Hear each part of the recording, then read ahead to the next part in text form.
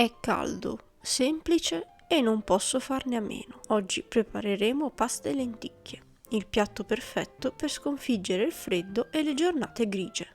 Per una porzione avremo bisogno di una carota, un porro e una cipolla o mezzo dado vegetale se non avete le verdure, 70 g di pasta mista, 70 g di lenticchie, un cucchiaio di olio extravergine d'oliva da mettere a crudo. Per prima cosa laviamo e tagliamo le verdure. Non serve essere precisissimi, andranno a insaporire il nostro piatto. Nella pentola aggiungiamo le lenticchie insieme alle verdure e al dado, dopodiché versiamo l'acqua. Io uso 100 ml ogni 10 g di lenticchie, così il risultato non sarà troppo brodoso. Copriamo, accendiamo il fuoco e aspettiamo che inizi a bollire. Quando bolle, abbassiamo la fiamma e lasciamo cuocere per 30 minuti. Le lenticchie faranno tutto da sole. E mentre aspettiamo, che si fa? Laviamo i piatti?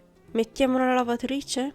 O meglio ancora, cliccate mi piace e iscrivetevi al canale. Se volete, fate come me, date una mescolatina ogni tanto con un fido aiutante. Dopo 30 minuti le lenticchie sono pronte. Ora alziamo momentaneamente la fiamma, aggiungiamo la pasta e appena ricomincia a bollire riabbassiamo il fuoco. Cuociamo la pasta per il tempo indicato sulla confezione, di solito circa 10 minuti. Una volta pronta possiamo scegliere, mangiare subito o aspettare qualche minuto per far assorbire il brodo. Io preferisco aspettare, così la pasta diventa ancora più saporita. Serviamo il tutto in una ciotola tonda con un po' di brodo in base ai gusti e aggiungiamo un cucchiaio di olio extravergine d'oliva crudo. Dopo aver gustato questa delizia, si lava. Mentre pulisco vi lascio un paio di considerazioni extra. Se volete potete sostituire la pasta con altri cereali come farro o orzo, oppure aggiungere un cucchiaio di passata di pomodoro o un po' di peperoncino per una versione più decisa. Mi raccomando, non buttate il brodo, può essere riutilizzato come base per cuocere riso, pasta o persino la polenta. È un modo pratico per non sprecare nulla e aggiungere sapore in più ai vostri piatti. Non uso la pasta integrale perché le lenticchie hanno già un sacco di fibre. Troppa fibra in un solo pasto potrebbe essere